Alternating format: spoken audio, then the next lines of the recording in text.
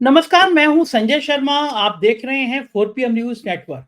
रोज अभय दुबे जी के साथ चर्चा करता हूं अलग अलग विषयों पर। आज मैंने उनसे जानना चाहा कि बहराइच में जो दंगा भड़का, क्या वो संयोग है या प्रयोग है। उत्तर प्रदेश में 10 विधानसभा के उपचुनाव होने वाले हैं और सभी जानते हैं कि योगी आदित्यनाथ की कुर्सी इन उपचुनाव पर बहुत टिकी हुई है। तो क्या कोई साजिश थी, कोई षड्यंत्र था, या ये दंगे अचानक भड़क गए? कितना शर्मनाक बात है कि हम कह रहे हैं हम 5 ट्रिलियन की इकोनॉमी बनाने जा रहे हैं, हम दुनिया के सबसे विकसित हो रहे हैं, भारत में निवेश करने वाले लोग आ रहे हैं और उसमें भी खास तौर से उत्तर प्रदेश में निवेश करने के लिए लोग आ रहे हैं, तो उनको हम क्या दिखाएंगे? बहराइच मॉडल कि हमारे छोटी छोटी बातों पे दंगे भड़क जाते हैं, एक नौजवान की हत्या हो जाती है। और कौन से हम नौजवानों को प्रेरणा दे रहे हैं? नेताओं के बच्चे, अफसरों के बच्चे विदेश में पढ़ते हैं। जिन मंत्री महोदय ने नारा दिया था, एक टाइम में केंद्रीय मंत्री थे, वो नारा दिया था देश के गद्दारों को गोली मारो सालों को, वो अपने बच्चे विदेश में पढ़ाने का फोटो वायरल करते हैं, ट्वीट करते हैं। आप तमाम नेताओं के बच्चे विदेश में पढ़ते हैं और भारत में पढ़ने वाले बच्चों को कहा जाता है कि किसी के घर में घुस जाओ, हरा झंडा लगा हो, उसको उतार दो, भगवा ध्वज फहरा दो और खूब जोर-जोर से उत्तेजक नारे लगाओ। ठीक बात है कि झंडा फहराने के बाद गोली नहीं चलनी चाहिए थी, लेकिन किसी के घर में घुस के झंडा भी नहीं फहराया जाना चाहिए था। बहराइच के जो दंगे भड़के हैं, वो कई सारे सवाल खड़े कर गए हैं। अभय दुबे जी ने कहा है कि ये एक प्रयोग है और देश में इसके बहुत फैलने की आशंका है। बहुत खतरनाक, बहुत विस्फोटक बातचीत है। सुनिएगा और मेरी रिक्वेस्ट है आपसे कि नेताओं की बातों में मत आइए, आपस में प्यार, भाईचारा बनाए रखिए। बहराइच में यही लोग आपस में फिर मिलजुल के रहेंगे। क्यों छोटी-सी बात पे दंगा भड़काना, क्यों नफ़रत करना? एक जो नौजवान मरा, उसकी 6 महीने पहले शादी हुई थी। किन भावनाओं में भड़क गया वो कि ऊपर जाके एक झंडा उतारने लगा। ये कोई बातें होती हैं? इन धर्म की चाशनी में आपको इसलिए डुबोया जा रहा है कि आप अपने सड़क की, अस्पताल की, रोज़गार की बातें ना करें। नेताओं का षड्यंत्र है, इसमें मत फँसिए, प्यार से रहिए। हिंसा किसी भी चीज़ का रास्ता नहीं होती। हिंसा से सिर्फ़ आपका नुकसान होता है। इस हिंसा से बचिए। चलते हैं अभय दुबे जी के पास। 4 PM न्यूज नेटवर्क में स्वागत है अभय दुबे जी। योगी आदित्यनाथ का एक बयान बड़ा चर्चित था, बटोगे कटोगे और इस तरह की लंबी लंबी लाइनें। मोदी जी ने भी उस लाइन को दोहराया कि अगर साथ नहीं रहोगे तो कटोगे, अगर बटोगे तो कटोगे। इससे ज्यादा खराब बयान क्या हो सकते हैं? बटोगे तो कटोगे नारा बहराइच में भी दिखाई दिया, विवाद बढ़ा, दंगा हुआ, एक युवक की जान चली गई। 48 घंटे तक सरकार को होश नहीं आया कि दंगा संभाला जाए और फिर उन्होंने उत्तर प्रदेश के एक एसटीएफ के चीफ अमिताभ यश को भेजा गया, जो आमतौर पर मीडिया में सुर्खी बनाने के लिए कुछ ना कुछ करते रहते हैं। वो चाहते हैं उनका जो काम हो वो सुर्खियों में बने रहे। रिवॉल्वर निकाल के और वो कह रहे हैं मारो सालों को।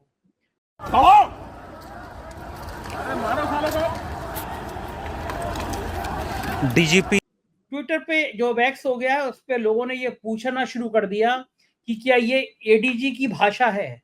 कोई एडीजी ये कह सकता है मारो सालों को? उसके बाद मैं देख रहा था एबीपी चैनल, आप भी थे उस डिबेट में। वहां पे उत्तर प्रदेश के पूर्व डीजीपी विक्रम सिंह ने कहा कि अगर मुझे, जब मैं डीजीपी रहता, मुझे या मेरे एडीजी को रिवॉल्वर हाथ में लेकर सड़क पर उतरना पड़ जाए, तो ये मानूंगा कि ये वो हालत है जैसे किसी व्यक्ति का बेटा बिगड़ जाए बुढ़ापे में और बूढ़े बाप को रिक्शा चलाना पड़े। ये काम दरोगा का है, सीओ का है, एडीजी का नहीं है। लेकिन ये मामला तूल पकड़ता जा रहा है, बात पत्रकारों तक आ गई है। पत्रकारों के भी धर्म को लेकर सवाल किए जाने लगे हैं। उत्तर प्रदेश एक शर्मनाक स्थिति में पहुंच गया है। पूरा देश एक शर्मनाक हालात में पहुंच गया है।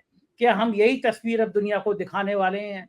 क्या इसी मॉडल को, बहराइच मॉडल को देखकर भारत में और खास तौर से उत्तर प्रदेश में लोग निवेश करने आने वाले हैं? जो उत्तर प्रदेश निवेश के लिए जाना जाता था, अब वो ये जाना जाएगा कि बटोगे तो कटोगे। और फिर ये नारे और फिर ये जहादी रूप, एक झंडा किसी के घर में लगाए, हरा झंडा लगाए, आप भी हरी शर्ट पहने हैं, वो हरा झंडा किसी किसी पाकिस्तान का झंडा नहीं है, किसी धर्म का झंडा है।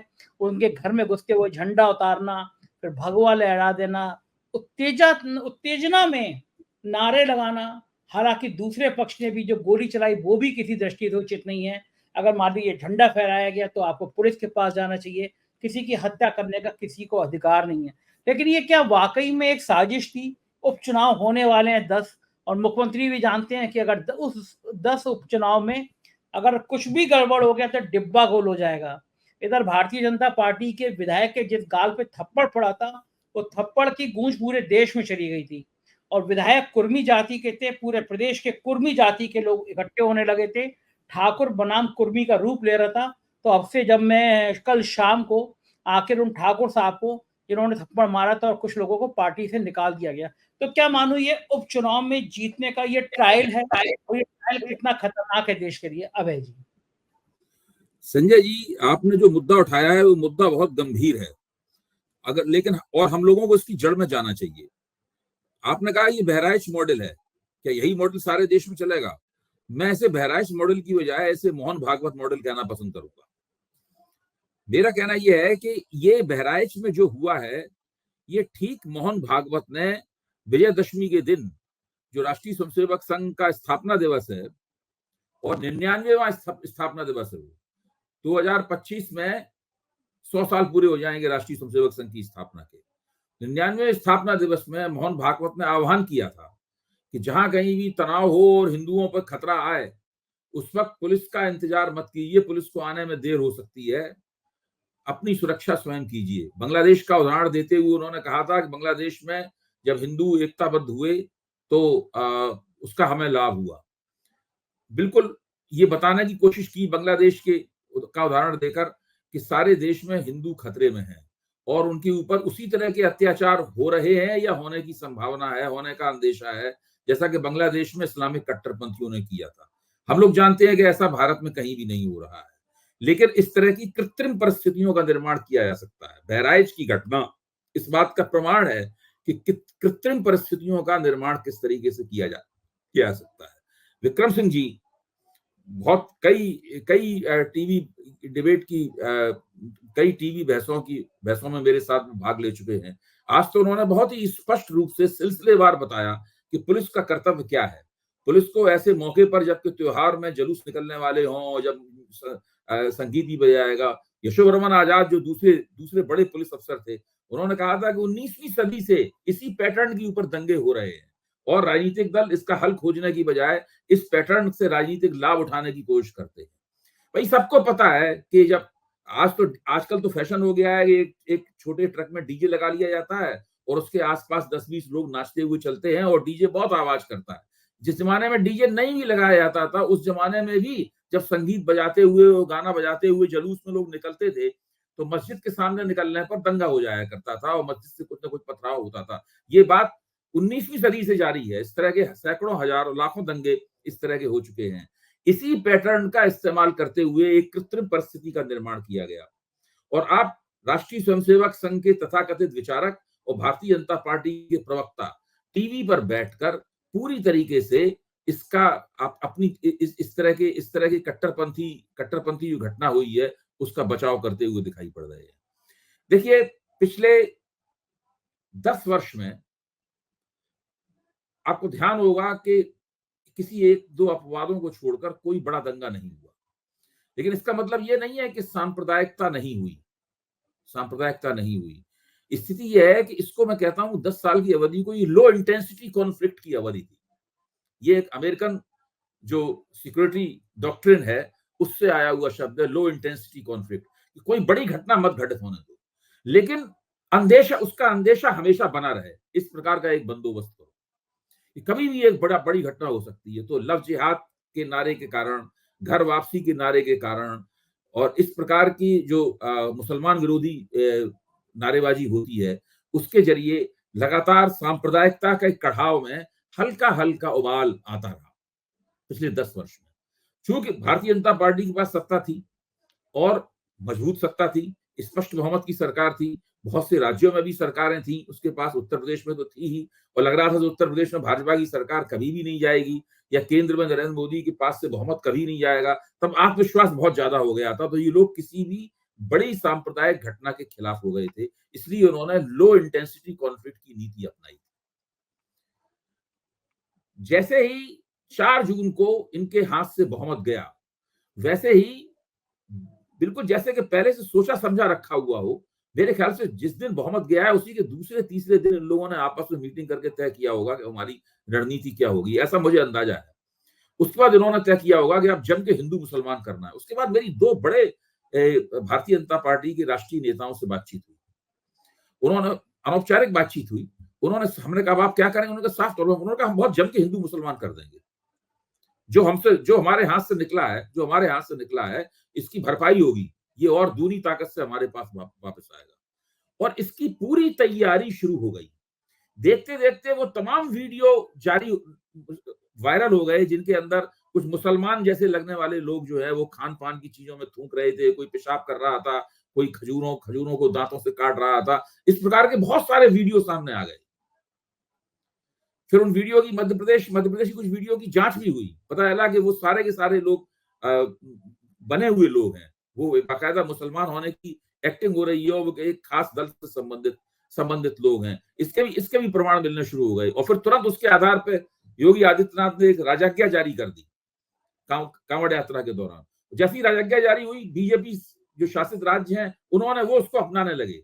जिन राज्यों में सीधे बीजेपी की सरकार नहीं है, गठजोड़ सरकार है, वहां मांगे होने लगी कि भाई उत्तर प्रदेश का मॉडल यहाँ भी लागू किया जाए। सुप्रीम कोर्ट की पाबंदी के बावजूद भी इस बात को उत्तर प्रदेश में जारी रखा गया। तो उत्तर प्रदेश को योगी आदित्यनाथ ने एक प्रयोगशाला बदल दिया देखते ही देखते। और बटोगे तो कटोगे वाली बात उन्हीं की है। देखिए, उनके नरेंद्र मोदी और मोहन भागवत के बीच में कोई भी मतभेद हो, कोई भी अंतर्विरोध हो, लेकिन इन लोगों के सांप्रदायिक इरादे के सवाल पर इन सब लोगों में जबरदस्त एकता है। मोहन भागवत में और नरेंद्र मोदी में कोई भी मतभेद हो, लेकिन इस मामले में तीनों मिलकर काम कर रहे हैं, एक दूसरे से गुथे हुए हैं, एक दूसरे को पुष्ट कर रहे हैं। जो एक भाषा बोलता है वही नरेंद्र मोदी भाषा, जो योगी आदित्यनाथ भाषा बोलते हैं वही भाषा नरेंद्र मोदी बोलते हैं। और मोहन भागवत तो उसका एक पूरा प्रोटोकॉल अपने भाषण में बता देते हैं, एक पूरी आचार संहिता, एक पूरा कार्यक्रम पेश कर देते हैं। ऐसा ही कार्यक्रम मोहन भागवत ने विज्ञान भवन में पेश किया था। चूंकि तब सत्ता हाथ में थी, तब उन्होंने कार्यक्रम पेश किया था, कड़े से कड़े कानून बनाओ और जो विपक्ष को रोको, विपक्ष का दमन करो, जो लोग आंदोलन करते हैं उनका दमन करो। मोहन भागवत ने अपने भाषण में क्या कहा? उन्होंने कहा डीप स्टेट क्या होती है?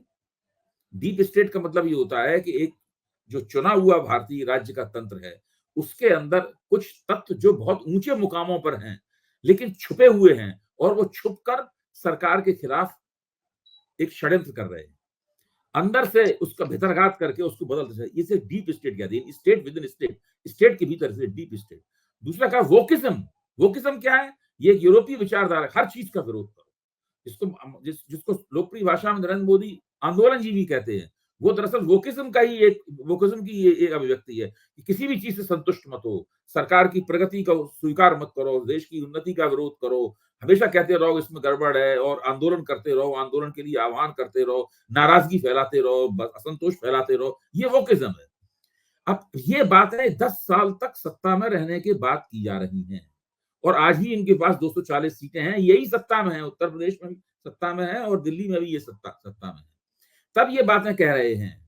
अगर वास्तव में कोई डीप स्टेट कार्यरत है तो आपकी जांच एजेंसियां क्या कर रही हैं, आपकी जासूसी संस्थाएं क्या कर रही हैं? ये एक बहुत बड़ा सवाल है। आपके पकौड़े तल रहे हैं दिल्ली में बैठे हुए। भाई, राष्ट्रीय सुरक्षा सलाहकार कौन है? डोभाल साहब राष्ट्रीय सुरक्षा सलाहकार हैं। उस डीप स्टेट का पता तो उनको होना चाहिए। Sleeper cell, deep state, sleeper cell तो आतंकवादियों के हो गए, डीप स्टेट तो और भी खतरनाक है। यानी जो लोग जिम्मेदारी के पदों पर हैं, उनके भीतर कहीं ना कहीं कोई साजिश कर रहा है, वो होता है डीप स्टेट। ये राष्ट्रीय स्वयंसेवक संघ के सरसंचालक बोल रहे हैं, और वो साफ आह्वान कर रहे हैं कि जहां पर हिंदू एकता के लिए खतरा पैदा हो, यानी सांप्रदायिक परिस्थिति पैदा हो या पैदा कर दी जाए, वहां पर पुलिस का इंतजार करने की जरूरत नहीं है, खुद हथियार लेके तैयार रहो। वही तो हो रहा था बहराइच में। आप देखिए, मोहन भागवत जी ने कहा था, ठीक वही हो रहा था, उसी का व्यवहार में अनुवाद था वो। उन्होंने जो निर्देशिका जारी की, इस तरीके से सांप्रदायिक हिंसा करो, सांप्रदायिक हिंसा करने के लिए तैयार रहो, वो पूरी निर्देशिका वहां पर लागू करने के लिए जो बेचारा उस हिंसा में मारा गया, वो उसी निर्देशिका का शिकार हुआ। वो उत्तेजना में मुसलमान के घर में घुस गया और वहां जाके झंडा उतारने लगा। मुसलमान ने सोचा कि ये हमलावर है, हमारे घर में घुस आया, वहां गोली चल गई, वो मारा गया। अभी उसकी कुछ दिन पहले ही शादी हुई थी उसकी, 6 महीने पहले शादी हुई थी। 6 महीने पहले। तो मैं कहना ये चाहता हूं कि ये जिस तरह जब जब भारतीय जनता पार्टी कुछ नेताओं ने मुझसे कहा था कि हम बहुत बड़े पैमाने पर हिंदू मुसलमान कर देंगे, तो मुझे यकीन नहीं हुआ था, मैंने उसको गंभीरता पूर्वक एक तरह से लिया नहीं था। लेकिन वास्तव में ये तो बहराइच अब बहुत जगहों पर घटित होगा, और वो बहराइच मॉडल नहीं होगा, वो मोहन भागवत मॉडल है। वो मोहन भागवत मॉडल है, और इस मॉडल में योगी आदित्यनाथ भी शामिल हैं, इसमें नरेंद्र मोदी भी शामिल हैं। देश की पहले जब भारतीय जनता पार्टी विपक्ष में होती थी तब ज्यादा दंगे होते थे।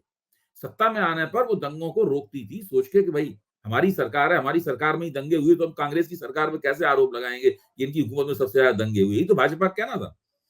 अब स्थिति क्या है? अब भाजपा अभी तक लो इंटेंसिटी कॉन्फ्लिक्ट पर काम कर रही थी, अब वो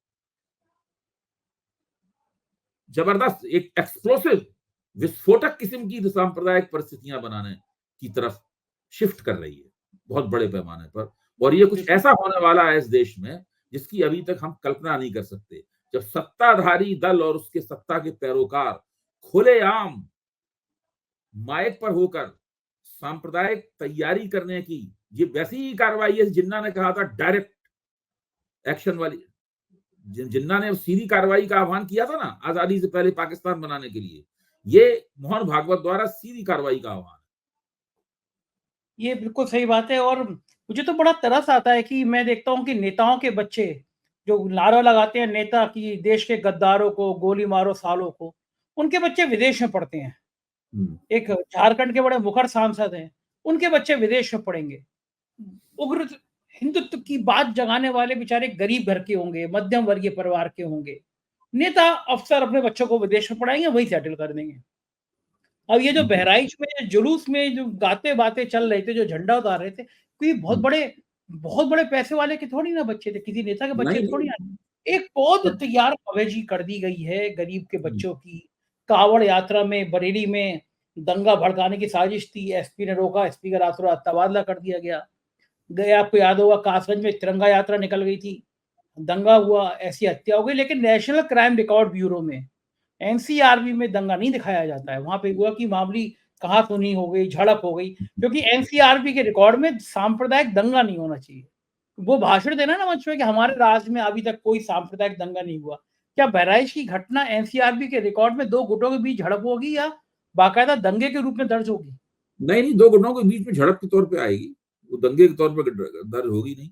दूसरे हाँ, जो गोदी मीडिया है उसकी तरफ से दिखाया ही जा रहा है कि जब डीजे बज रहा था और डीजे बजने को रोका गया, जब डीजे नहीं रोका तो उस पर पत्थरबाजी हुई, इसकी वजह से वो लड़का मारा गया। जबकि बात बात दूसरी है। बात तो ये घटना भी हुई डीजे वाली, और साथ में घर में घुसकर झंडा उतारने वाली घटना भी हुई, तो उसकी वजह से ये हुआ है। और बहुत दुखद घटना है, बहुत शर्मनाक घटना है। मुझे क्या लगता है कि ये जो सत्ताधारी दल का हथकंडा है, इस हथकंडे की काट क्या है? क्या विपक्षी दलों के पास इस हथकंडे की काट है? क्या है इसका? क्या पत्रकारों के पास, हमारे आपके जैसे जो राजनीतिक टिप्पणीकार हैं, उनके पास इस हथकंडे की काट है? इस हथकंडे की काट किसके पास है? ये भी एक बहुत गंभीर प्रश्न है। हम लोग उस पर टीका टिप्पणी कर सकते हैं, इसके खिलाफ हम लोग आक्रोश व्यक्त कर सकते हैं, जो कि कर भी रहे हैं, आगे भी करते रहेंगे, अखबारों में भी लिखेंगे, बोलेंगे भी। लेकिन इसकी काट किसके पास है? वो इसकी काट जो है मेरे ख्याल से तभी नागरिक समाज, जिसको कहते हैं सिविल सोसाइटी के संगठनों, नागरिक अधिकार संगठनों, इस प्रकार की शक्तियों के, अगर इलाकाई बहराइच में इस प्रकार की शक्तियां हों, वो सक्रिय हों और वो पुलिस प्रशासन से मिलें, राजनीतिक दलों से बातचीत करें, उनको सामने लाएं, कुछ विपक्षी दलों की एकता हो उनके नेतृत्व में, तब तो कुछ बात बन सकती है। वरना इससे तो ये ताकतें, सांप्रदायिक ताकतें जो हैं वो बिल्कुल सफल हो जाएंगी। नंगे मुझे सांप्रदायिक वक्तव्य दे रहे हैं भारतीय जनता पार्टी के प्रवक्ता और राष्ट्रीय स्वयंसेवक संघ के कथित विचारक टीवी के ऊपर, नंगे सांप्रदायिक वक्तव्य दे रहे हैं। आज तो एक टीवी चैनल पे साफ तौर पर कहा गया कि मुझे ये कहने में कोई संकोच नहीं है कि मुस्लिम समाज जो है किसी दूसरे धर्म को, कोई दूसरे धर्मावलंबियों को किसी किस्म की गुंजाइश नहीं देना चाहता है। और वो बिल्कुल जब से 4 जून को उन्हें लगता है कि हम मजबूत हो गए हैं, ये लोग नरेंद्र मोदी कमजोर हो गए हैं, हम मजबूत हो गए हैं, इसलिए वो कुछ भी करने के लिए तैयार है। और ये राष्ट्रीय प्रवक्ता ने भी ये कहा है, राष्ट्रीय प्रवक्ता ने कहा है कि 4 जून के बाद से उन लोगों को लगने लगा है कि ये लोग मजबूत हो गए हैं, इसलिए इस प्रकार की उत्पाती घटनाएं कर सकते हैं। तो ये इस प्रकार की बातें खुल के की जा रही है, मुसलमानों के खिलाफ खुलेआम घृणा का प्रचार प्रसार हो रहा है, खुलेआम। अब इसके अंदर जो वाणी का एक संकोच होता था वो भी नहीं है। इन लोगों ने सोच लिया है कि जमीन पे हम लोग जम के जातिवाद करेंगे, जातियों की समीकरण बनाएंगे, कांग्रेस के ऊपर जातिवादी होने का आरोप लगाएंगे। अब पूरा हथकंडा क्या है कि जमीन पर जम के जातिवादी समीकरण बनाओ, जैसा हरियाणा में बनाया गया, कांग्रेस के ऊपर जातिवादी होने का आरोप लगाओ। और कांग्रेस के ऊपर, अच्छा इसमें हास्यास्पद बात यह है कि नरेंद्र मोदी कांग्रेस के ऊपर सांप्रदायिक होने का आरोप भी लगा रहे हैं। इसमें अभी भाषणों में कह रहे हैं कि कांग्रेस सांप्रदायिक और जाति के आधार पर देश को बांटना चाहती है, सांप्रदायिक होने का आरोप भी लगा रहे हैं और जम के सांप्रदायिकता फैलाओ। और अब देखिए बहराइच की घटना, मैं मानता हूं कि ये शुरुआत है, इसके बाद बहुत ज्यादा सांप्रदायिक घटनाएं होंगी, बहुत बड़े पैमाने पर सांप्रदायिक घटनाएं होंगी। मुझे लगता है कि जहाँ तक मैं समझ पाया, अभय जी अध्ययन कर पाया कि 2014 में अमित शाह ने बड़ी मेहनत करी उत्तर प्रदेश में। ये सोचा कि ये जो पिछड़ी जातियां हैं, जो पिछड़ी जातियों के समूह हैं, इनको यादव, कुर्मी, इनको हिंदू बना दो। हिंदू तो हैं लेकिन बीजेपी वाला हिंदू बना दो कि इनके मन में अयोध्या के प्रति श्रद्धा हो, बनारस के प्रति श्रद्धा हो, मथुरा के प्रति श्रद्धा हो। जातियों का ख्याल नहीं आए, धर्म का ख्याल आए। वो मैं देख रहा हूँ कि धीरे-धीरे लोकसभा चुनाव में वो जातियों में बदल गई। पिछड़ी जातियाँ, दलित जातियाँ एक मंच पर आ गई। नतीजा सामने है कि उत्तर प्रदेश में डिब्बा गोल हो गया। तब भाजपा को समझ में आया कि अगर ये दोबारा से ये जातियाँ अलग-अलग रहीं, इन जातियों के अंदर अपना ये बोध रहा कि बीजेपी तुम्हें हक नहीं दे रही, पिछड़े दलित एक रहे, तो खतरा हो जाएगा। तो एक ही नारा था फिर भी कि अगर बँटोगे तो कटोगे। ट्रायल हो गया बहराइच में, क्योंकि 10 सीटों के उपचुनाव हैं और 10 विधानसभा के उपचुनाव योगी आदित्यनाथ का भविष्य तय करने वाले हैं। अगर 10 में से 7 गई तो शायद योगी की कुर्सी भी गई। तो क्या लगता है आपको, ये 10 विधानसभा के उपचुनाव भी इस साजिश का कुछ हिस्सा है? क्योंकि 48 घंटे तक दिखाई संजय नहीं जी दे रही। जरूर जरूर हैं, ये तो कोई भी जिसको राजनीति की जानकारी भी नहीं है वो भी इस बात को कह देगा। लेकिन मैं समझता हूं कि ये प्रश्न जो है 10 उपचुनाव से परे जाता है। ये केवल ये नीति जो है 10 उपचुनाव तक सीमित नहीं है। तो नरेंद्र मोदी ने जो नीति अपनाई है, मोहन भागवत ने जो विजयदशमी को भाषण दिया है, उन 10 उपचुनावों में जीत के मकसद से नहीं दिया है। इन 10 उपचुनाव में मान लो भारतीय जनता पार्टी का नतीजा कुछ कमजोर भी जाता है, मुझे नहीं लगता कि योगी आदित्यनाथ के हटने की अब स्थिति है।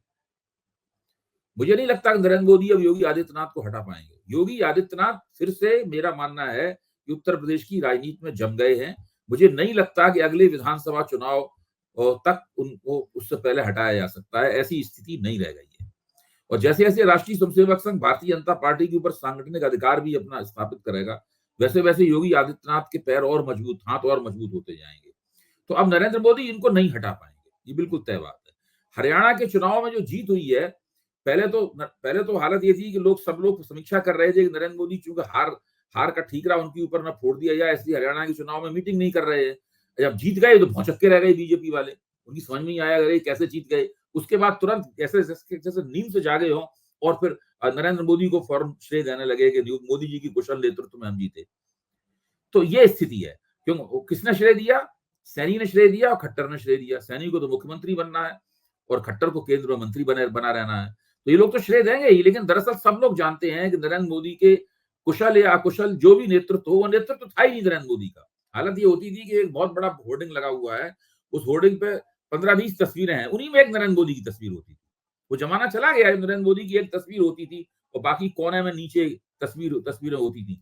जैसे कि जो ब्रांड के छोटे छोटे वो होते हैं ना, वो उसकी तस्वीरें होती थी, उस प्रकार से वैसे लगते थे। तो ये स्थिति है। नरेंद्र मोदी और मुझे लगता है कि सब लोग आपसी मतभेदों के बावजूद ये लोग मिल गए हैं पूरी तरीके से आपस में। हम लोग इनके मतभेदों और अंतर्विरोधों पर ज्यादा जोर दे रहे थे, उनको ज्यादा पढ़ने की कोशिश कर रहे थे।